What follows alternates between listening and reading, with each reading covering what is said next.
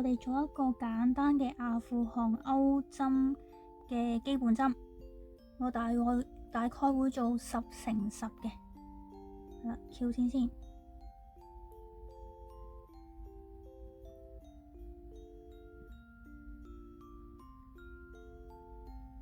鈎針喺線嘅下面先，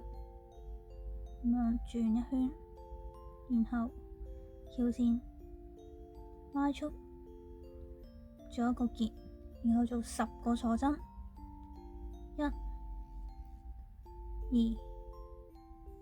3、4、5、6、7、8、9、10、1、2、3、4、5、6、7、8、9、10。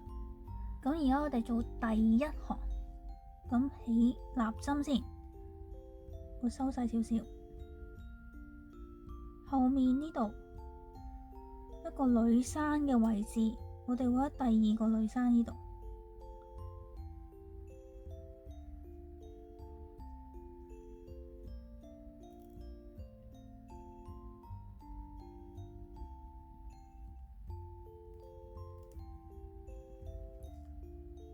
穿過拉出，穿過女生，翹線拉出嚟，咁樣，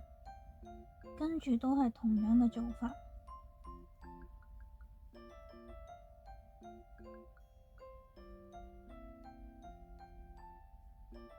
穿過女生嘅位置，翹線拉出嚟，穿過女生，翹線拉出。穿過女生，翹線拉出，穿過女生，翹線拉出。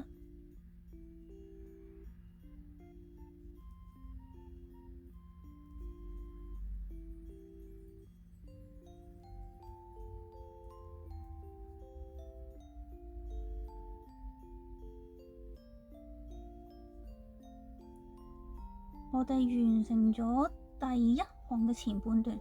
然後我哋就會翻轉頭啦。首先翹線，穿第一個圈，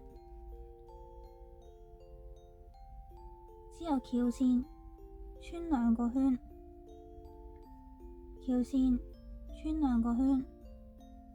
翹線，穿2個圈，翹線，穿2個圈，翹線，穿2個圈，翹線，穿2個圈，咁直到最後呢，就會剩返1個圈，而咁呢，亦都係完成咗第一行嘅阿富汗基本針。咁佢係以來回做當一行嘅。咁而家我哋做第2行，你會見到呢度有垂直線咁嘅。而第一個垂直線我哋就會飛過去，我哋會喺第2個垂直線呢度入針，穿過第2個垂直線，之後翹線拉出嚟，就係咁樣啦。呢度跟住呢個穿過去，翹線拉出嚟，翹線拉出，喺呢一個垂直位置入針，穿過拉出嚟，穿過去拉出嚟，如此類推。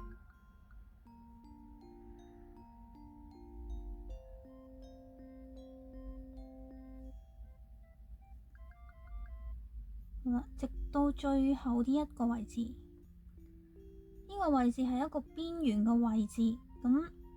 我哋除咗要呢條垂直線之外呢，後面呢度仲有一個線嘅，我哋都要穿埋過去。先穿呢一個，然後呢一個位置。好啦，咁呢有2條線啦，然後翹線拉出嚟，咁樣。呢個第2行嘅前半段已經完成咗，我哋而家翻轉頭，翹線穿1個線圈，因為呢個邊緣嘅位置，我哋只係呢穿一個線圈，然後繼續翹線穿兩個線圈，翹線穿兩個線圈，如此類推，都係翹線穿兩個線圈。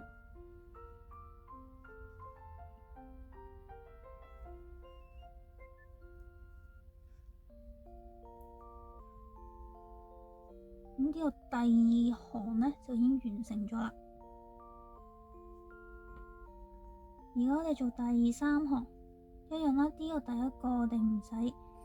穿過去嘅，穿第二個垂直位，好啦，翹線拉出嚟，翹線拉出嚟，翹線拉出嚟，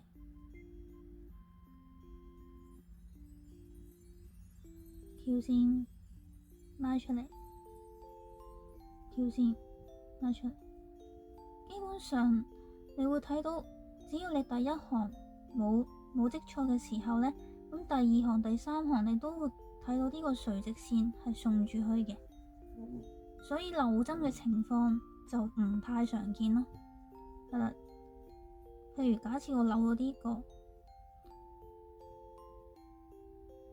假設咁，譬如我咁樣見，其實都好明顯噶啦。咁樣褪翻出嚟，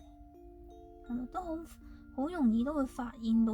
自己會唔會有積漏啊咁樣嘅，穿過去拉出，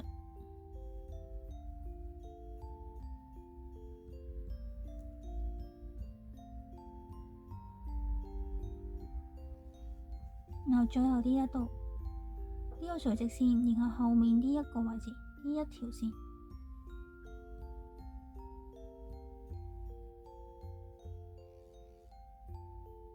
咁樣拉出，跟住翻轉頭啦，翹線穿一個圈，翹線之後穿兩個圈，翹線穿兩個圈，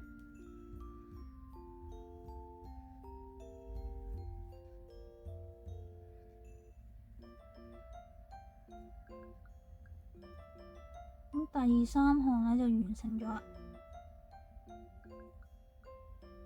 咁去做第四行，一樣喺第二個位置呢度穿過去，翹線拉出，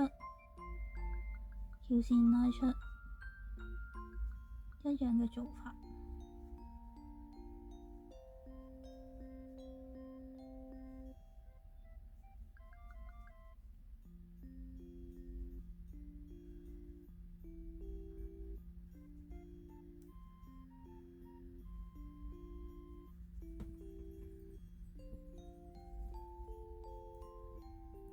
最後呢度垂直線同埋後面呢一個線圈都要穿過去，翹線拉出，一樣穿第一個圈，之後就係穿兩個圈，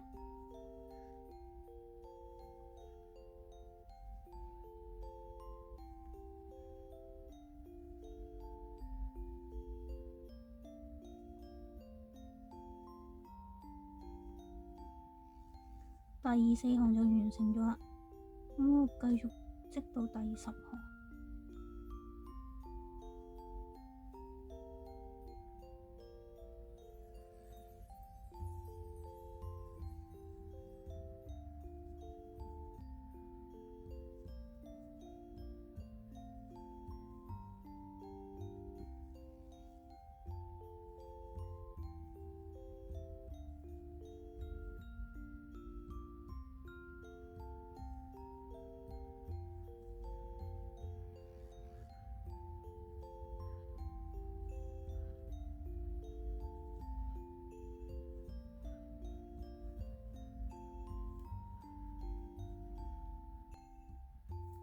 而家呢度係最後第10行要完成噶啦，我哋翻過去，翹線，穿穿第一個線圈，翹線穿兩個線圈，翹線穿兩個線圈，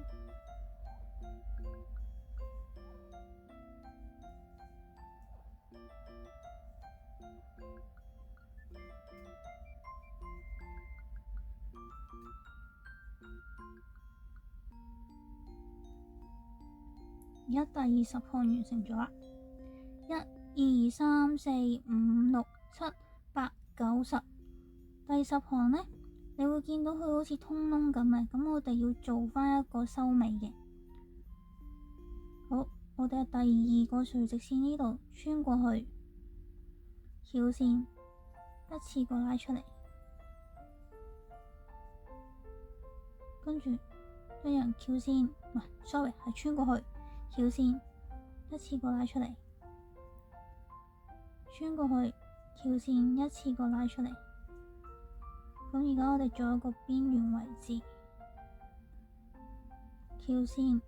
又穿過去，翹線一次過拉出嚟，如此類推。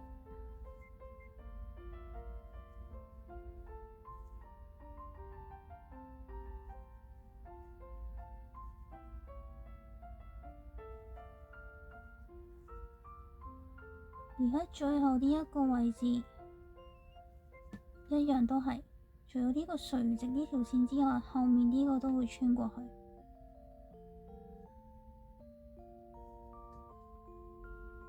一次過拉出。咁我而家最後就會喺度再圍多一次邊嘅，做一個引拔。咁喺呢度我會做一個鎖針，然之後呢度我會喺後面呢一個位置穿，之後係啦，喺呢度後面穿，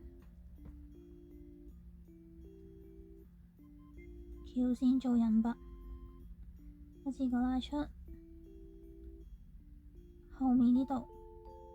穿做引拔，後面。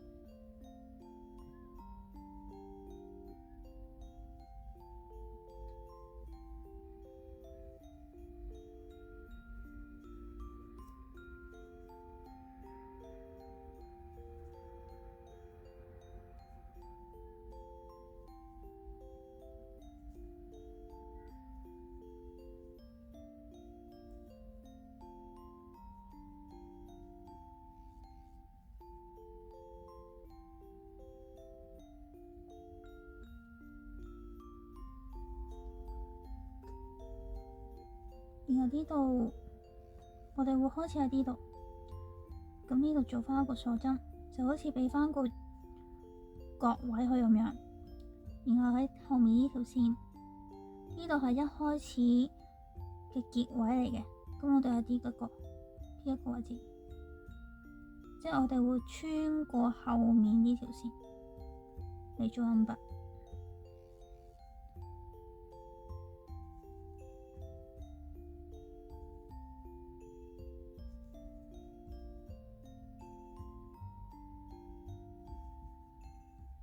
做引拔嘅時候可以唔使太用力，因為如果用力得滯，可能呢就會更攣啊。做完個邊緣呢，佢會比較平伏啲噶啦。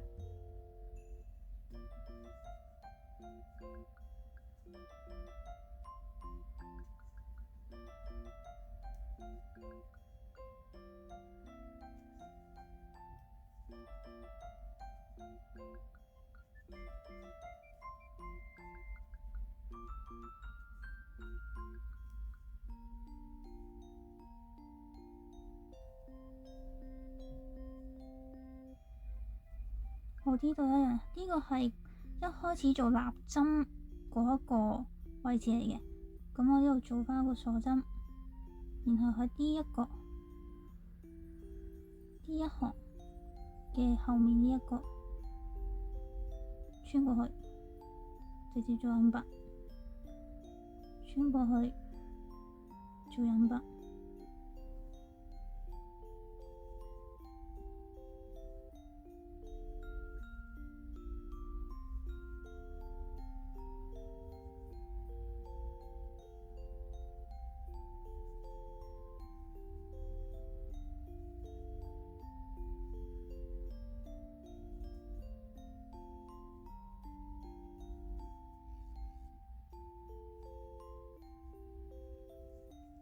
最後 D1 度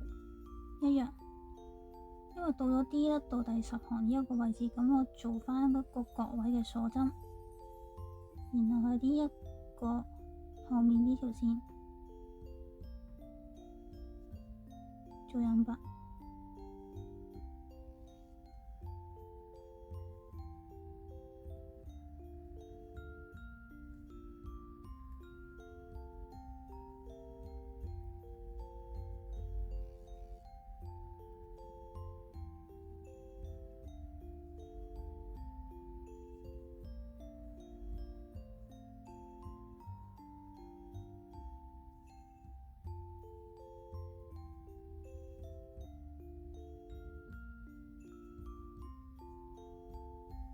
好啦，最後呢一度呢，咁做完呢個之後呢，我會直接咁樣拉出呢條線，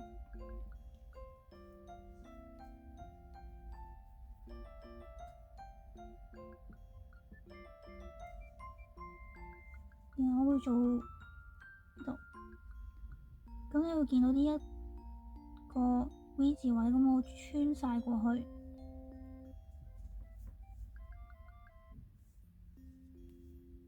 然之後頭先呢一個位置呢，呢一個 V 字，你見到呢條線係穿過嚟，係啦，之後係呢一個穿過去，咁樣你就會好似見到有另一個 V 字出現啦，咁就可以收針。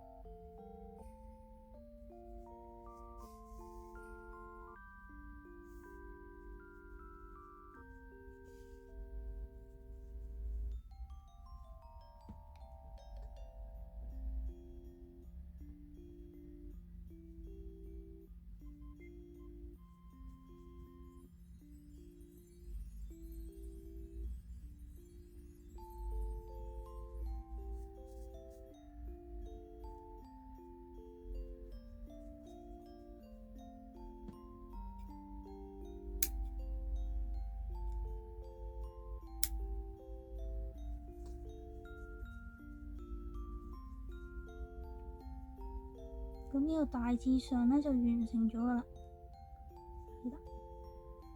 咁我哋下次見啦，拜拜。